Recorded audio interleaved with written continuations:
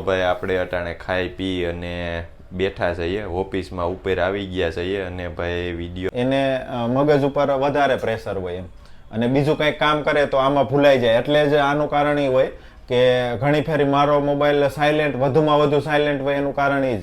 કારણ કે વિડીયો મારા જેવાને ફોન એવા હોય, અમુકને યુટ્યુબની ગાણીઓ હોય ને તો એનું સોલ્યુશન લગભગ અડધી કલાકે નીકળે એમ. અને ઘણા બધા એવા પડ્યા હોય કે એને ભાઈ એક ફોનમાં બધું જાણી લેવું. હાલો મિત્રો, તો અટાણે વાગી ગયા છે ઘડિયાળમાં 5 અને આપણે અટાણે તૈયાર થઈ ગયા છીએ, કેમ કે આજ તો આપણે બહાર જવાનું છે. બહાર એટલે આપણે રાજકોટ જવાનું છે લગ્નમાં. તો હાલો આપણે અટાણે ટ્રેન આવી જાય અને વહેલા હેરે આપણે વયા જઈએ. અને અહીંયા વાડીએ છે ભાઈ મારા બા છે અને મારા બાપુજી છે, અને અમે જઈએ છીએ અને નવગણ પણ આયરે આવે છે અટાણે. તો હાલો અમે જઈએ. હાલો નવગણ. તો ભાઈ હાલો આપણે હવે નીકળી જઈએ, કેમ કે 5:45 વાગ્યાનો ટ્રેનનો ટાઈમ છે. તો હાલો આપણે ફટાફટ રેલવે સ્ટેશને પહોંચી અને ટિકિટ લઈ લઈએ. બરોબર ને?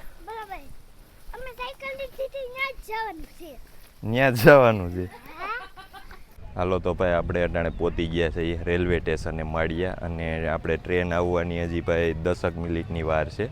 તો આપણે વહેલા પહોંચી ગયા છીએ, કેમ કે ભાઈ કાંઈ નક્કી ન હોય, વહેલા મોડી હોય હગે, પણ ઉપડે તો ટાઈમે જ. તો પણ આપણે થોડાક ટાઈમે પહોંચી ગયા છીએ.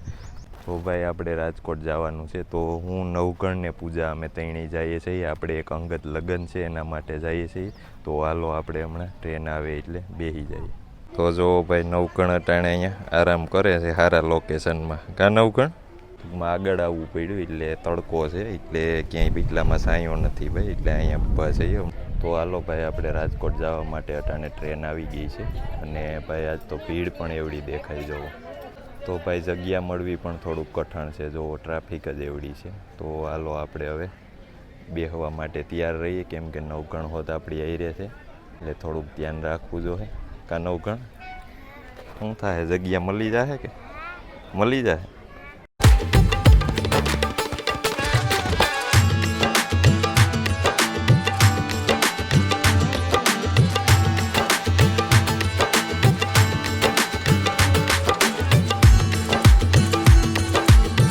તો ભાઈ આપણે અટાણે જુનાગઢ પહોંચી ગયા છીએ અને જગ્યા પણ મળી ગઈ છે. કા નવગણ? કેવી મજા આવે? બહુ મજા આવે. એમ બારીએ બેસવાની મજા આવી? બહુ મજા આવી. તો ભાઈ આપણે જુનાગઢ પહોંચ્યા ત્યાં પણ જગ્યા મળી, કેમ કે આજ ટ્રાફિક બહુ હતી. અને જો તો આ જુનાગઢનું રેલવે સ્ટેશન. જુનાગઢનું રેલવે સ્ટેશન હાલો તો રાજકોટ જઈને મળ્યા. મેં તો આખો દી આરામ કરી છે.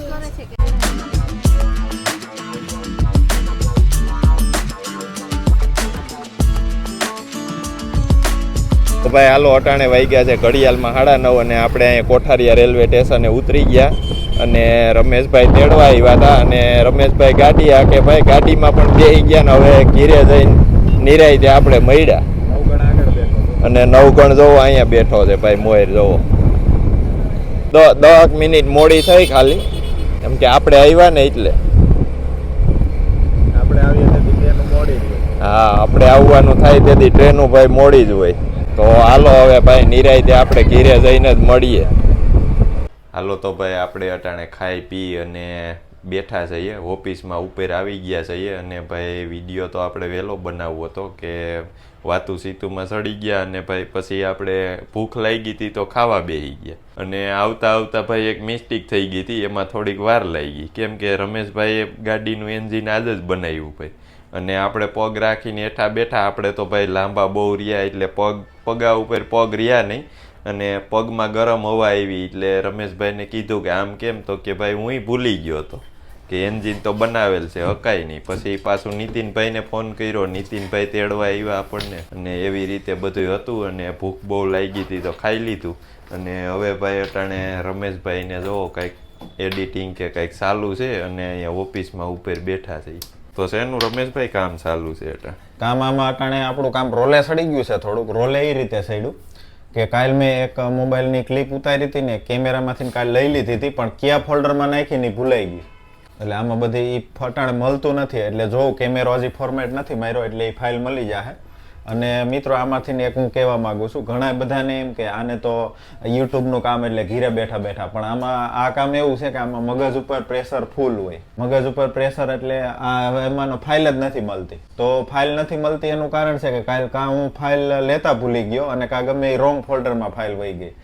એનું કારણ એ વહી શકે કે ટાંકણે કાંઈક બીજું કામ આવ્યું હોય, કાં ટાંકણે મોબાઈલ કોઈનો ફોન આવી ગયો હોય, કોઈના ફોન એવા આવી ગયા, કોકના ફોન કાંઈક વાર આવી જાય ને કે ભાઈ યુટ્યુબમાં આમ છે તેમ છે, તો એમાં અડધી કલાક બગડી ગઈ હોય ને પછી આપણે ક્યાં છે એ બધું ભૂલી જાય, તો ફોલ્ડરમાં ફાઇલ ભૂલાઈ ગઈ હોય. ઘણી ફેરી એવું થાય એમ.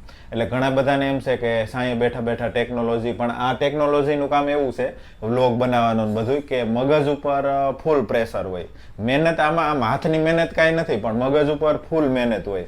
એટલે જે પણ વ્લોગિંગ કરતા હોય, વિડીયો એડિટ કરતા હોય, ગમે એ ટેકનોલોજીનું કામ હોય ને એને મગજ ઉપર વધારે પ્રેશર હોય એમ. અને બીજું કંઈક કામ કરે તો આમાં ભૂલાઈ જાય. એટલે જ આનું કારણ એ હોય કે ઘણી ફેરી મારો મોબાઈલ સાયલેન્ટ, વધુમાં વધુ સાયલેન્ટ હોય એનું કારણ એ જ. કારણ કે વિડીયો એડિટ કરતા હોય, વિડીયો શૂટ કરતા હોય, ઓસિંતાનો ફોન આવી જાય. અને પાછા મારા જેવાને ફોને એવા હોય, અમુકને યુટ્યુબની ઘાણીઓ હોય ને, તો એનું સોલ્યુશન લગભગ અડધી કલાકે નીકળે એમ. અને ઘણા બધા એવા પડ્યા હોય કે એને ભાઈ એક ફોનમાં બધું જાણી લેવું હોય, યુટ્યુબમાં પૈસા ક્યાંથી ના આવે, કેમ વિડીયો વાયરલ થાય એમ. એટલે બનતા સુધી મારો મોબાઈલ સાયલેન્ટ વધારે હોય. અને જો વોઇસમાં ફોન ઉપડી ગયો હોય ને તો આપણે ક્યાં પહોંચ્યા એ બધું ભૂલી જાય. અટાણે એ જ ટલ્લે સડી ગયું, આમાં ક્યાં ફોલ્ડરમાં ફાઇલ મૂકીને એ જડતી નથી. એક વિડીયો અટાણે કમ્પ્લીટ કરવાનો હતો, સવારે ઇન્સ્ટામાં મૂકવાનો છે નહીં, તો અટાણે ફાઇલ જ નથી જડતી. કેમેરો ફોર્મેટ નીતિને ન માર્યો હોય તો સારું, બાકી ક્યાં ગયા હતા તો કે ક્યાંય નહીં, એવું થઈ જાય ઘણી ફેરી, ભૂલાઈ જાય ને. તો એટલે ખાસ ટેકનોલોજીનું કામ ગમે એ કરતા હોય ને એને ખબર હશે કે માઇન્ડ ફ્રેશ ને માઇન્ડ ફ્રી જ હોય એમ. વોઇસમાં કાંઈક પણ કામ આવી જાય ને એટલે વ્લોગમાં ધ્યાન ન રહે. રામભાઈને લગભગ અનુભવ થઈ ગયો જ છે. રામભાઈ વિડીયો ઉતારતા હોય, કઈ વોઇસમાં ફોન આવી જાય કે કાંઈ બીજું કામ આવી જાય, કોઈ માણસ આવી જાય એટલે આખું સેટિંગ વિખાઈ જાય. સેટિંગ એટલે એમ માનો ને કે આપણે એડિટ કરતા હોઈએ ને કોક આવી જાય ને આમાં વાતો કરતા હોઈએ ને તોય બધું બગડી જાય. અને કાં કોકનો ફોન આવે ને તોય બધું બેસરાઈ જાય આપણું એમ. કેમ કે સામેવાળાનું કામે આપણે કરવું જ હોય અને જવાબે દેવો હોય. પણ એને જવાબ આપણે ફરજિયાત દેવો પડે અને આને આપણે મૂકી દઈએ છીએ. અને પછી આમાં કાંઈ જડતું નથી, કેમ કે આપણને આમાં આવ્યા પછી ખબર પડી. ત્યાં સુધી તો આપણને ખબર હતી નહીં કે આમાં આમ એ છે. ને આપણે તો એમ કે ભાઈ એ બેઠા છે તો આપણે એને વાતું સીતું કરાવીએ એમ. પણ અને એડિટિંગ કામે એવું ઘણા બધા બુદ્ધિઓ એવી હોય રામભાઈ કે ભાઈ તમારે તો હવે એડિટિંગનું જ છે, તો લેપટોપ લઈને અહીંયા આવતા રહ્યો એમ. ટૂંકમાં એક એક્ઝામ્પલ લઈએ કે ભાઈ લેપટોપ લઈને અમારી દુકાને આવતા રહ્યો એમ, દુકાને બેઠા બેઠા એડિટિંગ થાય. પણ એ વસ્તુ પોસિબલ નથી. એડિટિંગ કરવું હોય તો કોઈ પાસે વાતું કરાવવા વાળો ન હોવો જોઈએ. મારું તો ન્યા સુધી કેવું છે, એકલા હોય ને તો એડિટિંગ પરફેક્ટ થાય. વોઇસમાં વાતો કરાવે ને તમારે જવાબ દેવાનો હોય તો એડિટિંગમાં તમારું માઇન્ડ 100% નો રહે એમ. તો પછી ક્યાંક ભૂલ આવી શકે એમ. એટલે આ બધું કામ એવું છે કે તમારું 100% માઇન્ડ આમાં હોય તો કામ સારું થાય એમ. અને વોઇસમાં આ કાંઈ મહેનતનું જ નથી કે હાલો તગારા ભરો, વાતો કરતા કરતા તમે તગારા ભરો. વાતો કરવામાં તમારું થોડુંક માઇન્ડ વાતોમાં વયું જાય ને તો એડિટિંગમાં કાંઈક પણ મિસ્ટેક રહી શકે એમ. આ બધું યુટ્યુબ ને ટેકનોલોજીનું કામ એવું છે. એ બધું બગડી પણ જાય આમાં, જરાક ભૂલ ખાઈ જાય. એક ફાઇલ ક્યાંકથી એડિટ થઈ ગઈ ને એ ડિલીટ થઈ ગઈ ને એટલે આખી મહેનત તમારી માથે જાય. અમારે ઘણી ફેરી એવા અનુભવ થઈ ગયા છે. એક ફેરી રામભાઈ અમે શૂટિંગ કરવા ગયા ડેમે. શૂટિંગ કરવા ગયા પછી ઘીરે આવ્યા ને તો કઈક કામ આવી ગયું. એટલે શૂટિંગ કરેલી ફાઇલ બધી આપણી કેમેરામાં હોય, તો આવી ગયા ને તો ઘીરે કઈક એ બધું નીતિનને ટૂંકમાં લેવાનું હોય. તો આ પોઈતા ને તો કઈક કામ આવી ગયું નીતિનને, ગમે કઈક ફોન આવી ગયો. તો એ ફોનમાં વાત કરતા કરતા નીતિનને એમ થયું કે આમાંથી ફાઇલ લઈ લીધી. પછી આ કેમેરો ફોર્મેટ મારી દીધો અને ફાઇલ લેપટોપમાં લીધી નહોતી. પછી એડિટિંગ કરવા વળી ગયા કે ફાઇલ ક્યાં. એટલે એવી વસ્તુ થઈ શકે એમ, આખી મહેનત પાણીમાં જાય. એટલે આવા ઇસ્યુ બહુ આવે. ઘણા બધાને એમ હોય કે ભાઈ ટેકનોલોજીનું કામ હેલું, તો એટલું હેલું નથી એમ. આમાં માઇન્ડ ઉપર ફૂલ પ્રેશર હોય. હાલો ભાઈ, હવે આ વિડીયોને હવે આપણે અહીં પૂરો કરીએ. તો આ વિડીયો તમને ગમ્યો હોય તો લાઈક, શેર ને સબસ્ક્રાઇબ કરવાનું ભૂલતા નહીં.